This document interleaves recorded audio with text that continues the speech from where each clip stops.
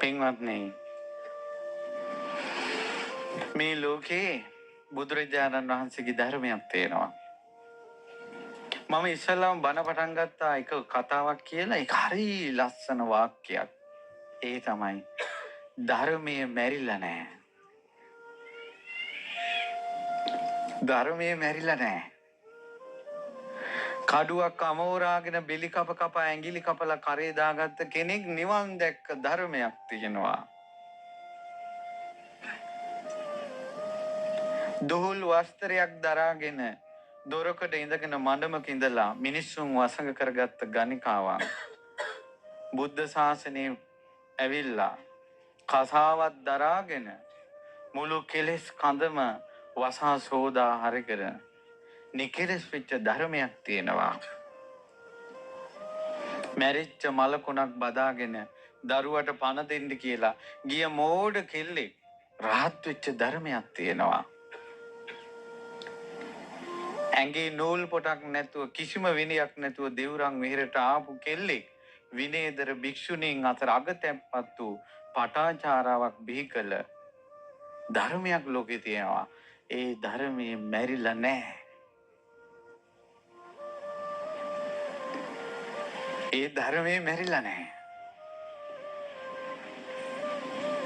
කොහොමද නම් මැරිච්ච නැති ධර්මයකින් පිට ගන්නෙ? පණ තියෙනවනේ. ඒකේච බුද්ධං සරණං ගතාසි. යම් කිසි කෙනෙක් බුදුන් සරණ ගියොත් එයා අපාය යන්නේ නැති ගමිස්සන්ති අපායං. පහය මානුසන්දේහං දේවකායා පරිපූර්ය සන්දි. මිනිස් සිරුර අතහැරපු ගමන් දෙවියන් අතර යනවා. පළවෙනි පියවර තමයි මේ මරණයේදී තියෙන භයානක කමින් බේරෙන්න තියෙන පළවෙනි පියවර තෙරුවන් සරණ යන එක. මුළු හදවතින්ම බුදුරජාණන් වහන්සේ සරණ යන එක. ධර්මයේ සරණ යන එක, සංඝයා සරණ යන එක. මේ උතුම් තිසරණේට බලවත්ව හිත එන්නේ තිසරණේට ආසහිතන විදිහට තිසරණේ ගැන පැහැදෙන විදිහේ බණ අහන්න ඕන. මොකද මේ කනට ඇහෙන එකත් එක්කයි මේ අරුබුදේ තියෙන්නේ. බුදුන් ලංකාවේ උපන්නා කියනකොට පිළිගන්නවා. ඇහිච්ච දේ පිළිගත්තා.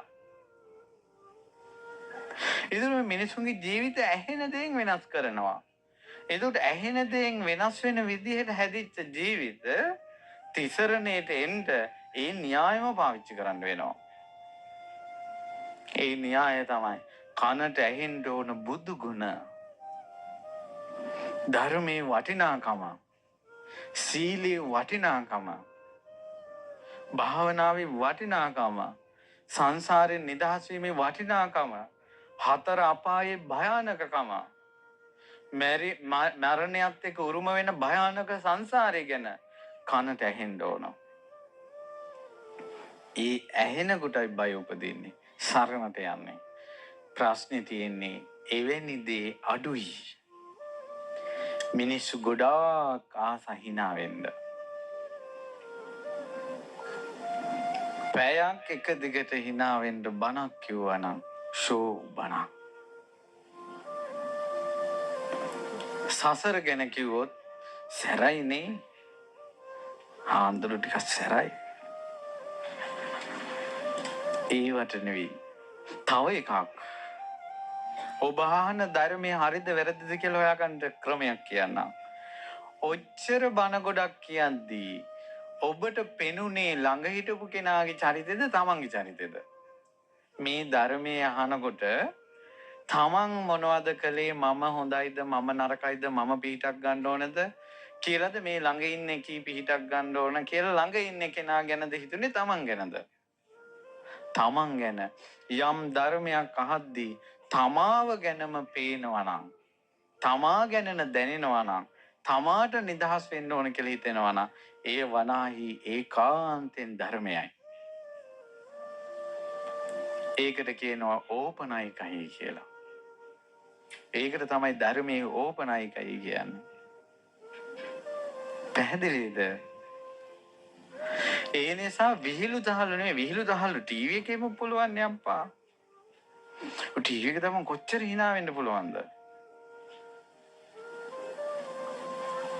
ඉතින් ඒ නිසා hinaව නෙවෙයි මෙතන තියෙන්නේ. තමන්ගේ ජීවිතය දිහා බලන්න. පව් දෙයියනේ මේ කොල්ලෝ ටික.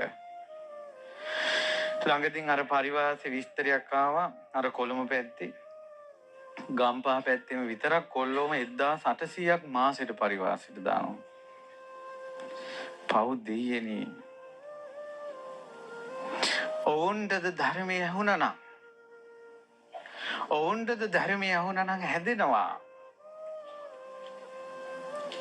මොකද ගෙවල් වල ධර්මයක් නෙවෙයිනේ. ඉස්කෝලේ ඵලයන්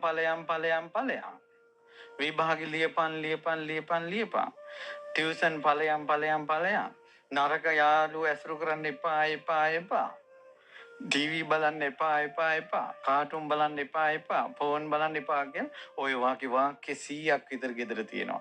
හොඳට ගෙදර ඇහෙන වාක්‍ය ටික ලියලා බලන්න 100ක් විතර ඕක තමයි හැමදාම රෙකෝඩ් එක. හැමදාම එකම බණේ එපා වෙලා දරුවන්ටද දෙමව්පියන්ගේ අවවාද එපා වෙලා මුන් ගොඩාක් ගුණවත් නෑ දෙමව්පියන්ගේ හිත් රිදවන්නේ නැති ලෝකවලට ඒ ලෝකෙ ගියා. ඒ නිසා ඔබට දරුවෝ හදන්න බැරි නම් ඔබට දරුවන්ට අවවාද කරන්න බැරි නම් හුදෙක් ඔක්කොම පැත්තක තියලා අද මෙතෙන්ට බණ ටික අහන්න ගෙන්නගෙන ආවනම් කිව්වේ කොහොමද? අද ඔයාලට හවස පන්ති ඔයාලා යන්න අපි යනවා බණ අහන්න. මේවා අහන්න ඕනේ වයසක ඔයාලා නෙවෙයි. මේ කොල්ලෝ කෙල්ලෝ ටික. එනමුදු බණ අහන්න යවන්නේ. උන් ගෙදර හංගගෙන ඉන්නවා. ඒ තමයි අනාගතේ තමන්ම පිපිරි මැරෙන බෝම්බ ටික ගේ හංගනවා. තමන්ට දරුවෙක් යහමඟ හදන්න බැරි නම් හදන තැනකට ගෙන්නගෙන ඕන. ඒ අයට උඹ කියලා කෙනෙක් අරමුණු කරගෙන නෙවෙයි. පොදුවේ මේ විදිහට ධර්මයේ කියනකොට කන් හැන්දක් තරම්වත් මොලයක් තියෙනවා නම් හැදෙනවා. මගේ බුදුරජාණන් වහන්සේද මෙසේ වදාලා පින්වත් මහණෙනි මහා දහං අමා බෙරේ වයන්නම් ශ්‍රද්ධාවෙන් කන් යොමු කරන්න කියලා තමයි ඉස්සල්ලාම බණපදේ කිව්වේ. මං අමාබෙරේ වයන්නම් කිව්වා. මම ධර්මයේ කියන්නම් කන් යොමු කරගෙන අහන්න කිව්වා. සමහරට දැන් අහන බණපදේ අද හිට බැරුණාට කවදා හරි මතක් වෙයි. අර බොරුවේ විපාක ගැන මම කිව්වේ ඕකේ චුට්ටක් හරි මතක හිටියොත් එක බොරුවක් හරි නොකිය ඉඳී. ඒ නිසා පින්වත්නි දරුවෝ ධර්මයට යොමු කරන්න. නමුත් සිල් ගත්තොත් බණ අහන්න આવොත් අසපුවකට ගියොත් බය වෙනවා. මොනවා වීද දන්නේ නැහැ කියලා. මේ බොනවා සල්ලාලකම යනවා එක මේ මුළුවල යනවා ඒවට මොකුත් නැහැ. අසපුවකට ගියොත් බණ ටිකක් අහන්න ගියොත් අම්මෝ කොල්ලට මොකක් වෙයිද දන්නේ නැහැ. ඇයි නරකද? බය මහන වෙයි කියලා. මේ වගේ කතාවත ලීසියෙන් දරාගන්න මොන කසාවත ලීසියෙන් දරාගන්න බෑ. මගේ බුදුරජාණන් වහන්සේ ශ්‍රාවකයාට 이르දී මවල දුන්න වස්ත්‍රය මේ කසාවත. අකනිටා බ්‍රහ්ම ලෝකේ ඉඳලා බ්‍රහ්මයාගේ ඉඳලා මේ පාතාලේ නාගයා දක්වාම වඳින වස්ත්‍රයේ කසාවත. ඒක ලීසියෙන් කෙනෙකුට දාන්න බෑ. හරි පුතෙක් මහාන වුණා කියමු. හරි දැන් මහාන වෙලා මම වාගේ බණ පුටුවක ඉඳලා බණ කිව්වනම් තමන්ගේ පුතා ඒක නරකයි. අම්මයි තාත්තට ඒකෙන් එන ගහයි. තමන්ගේ දරුවා සල්ලාලකම යනකොට ඒ වදපු දෙමව්පියන්ට නින්දාවක් නේ. උන්ගේ ලේනේ තියෙන්නේ අරුන්ගේ. ඒවට බය නැහැ. බණ ටිකක් අහන්න ගියාම තමයි ප්‍රශ්නේ. ධර්මයට ද්වේෂ කරන්න එපා. ධර්මයට ආස කරන්න. ධම්ම කාමෝ භවං හෝති ධම්ම දෙස්සී පරාභවෝ. ධර්මයට ආස කරනකොට කවදා හරි හැදෙනවා. ධර්මයට ආසයි නම් කැමති නම් මේ කන් යොමු කරගෙන ඔය අහ ඉන්නේ ආසාවට ඔයාලට කවදා හරි පිට තියෙනවා. ධම්ම දෙස්සී කියන්නේ ධර්මයට ද්වේෂ කරනවා. ඒ අය පිරිහෙනවා. සුවිජානෝ බවං හෝති සුවිජානෝ පරාභවෝ. පිරිහෙන එක්කෙනයි දියුණු එක්කෙන වෙන එක්කෙනයි හොඳටම දැනගන්න පුළුවන් කිව්වා ওই දෙකෙන්. ඒ නිසා පින්වත්නි දන් දෙන්න. දානේ හරි උපකාරයි. සීලේ දැම්ම පුරුදු කරගන්න. වයසට ගියාම සිල් එරන් ගන්නම පුරුදු වෙලා ඉන්න එපා. ඒකට මම උදාහරණයක් කියන්නම්. හොඳම දෙයක්. හිඟන ජෝඩුවක් රජගහ නුවර වීදී යනවා මගේ බුදුරජාණන් වහන්සේ දැක්කා. සිනහවක් පහල කළා. ලස්සන ඕසදී තාරකාවකින් වගේ රැස්මාලාවක් සිරස වටේ ගිහිල්ලා අතුරුදහන් වුණා. පිටුපස්සෙන් යන ආනන්ද ස්වාමීන් වහන්සේ දුටුවා. මගේ බුදුරජාණන් වහන්සේ hina වුණේ මන්ද? සිනහ පහල කළේ මන්ද? ආනන්ද පෙනෙනවද අර ජෝඩුව? අර දෙපළ පේනවද? එහෙමයි. දන්නවද ආනන්දේ කවුද කියලා? රජගහ නුවර හිටපු සිටුතුමයි සිටු දේවියයි කිව්වා. හොඳට කාලා බීලා නටලා තියෙන දේවල් නැති බංගස්ථාන කරගෙන ණය වෙලා පාරට වැටිලා. ආනන්ද මට වෙන දෙයක් පේනවා. ආනන්ද මේ ජෝඩුව තරුණ කාලේ මහාන වුණා නම් රහත් වෙනවා. බුදුරජාණන් වහන්සේ බොරු කියන්නේ නැහැ පින්වත්නි, සසරෙම කියලා නැහැ. ආනන්ද මේ දෙන්න තරුණ කාලේ මහාන වුණා නම් රහත් වෙනවා. ඊට ටිකක් පස්සේ මහාන වුණා නම් අනාගාමී වෙනවා. ඊට පස්සේ මහාන වුණා නම් සකදාගාමී වෙනවා. ඊට පස්සේ මහාන වුණා නම් සෝවාන් වෙනවා. ආනන්ද මේ දෙන්නට දැන් දෙව්ලොව යන්නවත් කුසල් උපද්දවන්න බෑ කිව්වා. එහෙනම් ඒ මිනිස්සු අම්මා මරලා නැහැ, තාත්තා මරලා නැහැ, බුදුන්ගෙන් ලේස් වලවලා නැහැ, සංඝ වේද කළා නැහැ, රහතුන් ඝාතනය කළා නැහැ. ඒ වුණාට වයසට ගියාට පස්සේ කුසල් ඉපදීමේ ශක්තිය නැති වුණා.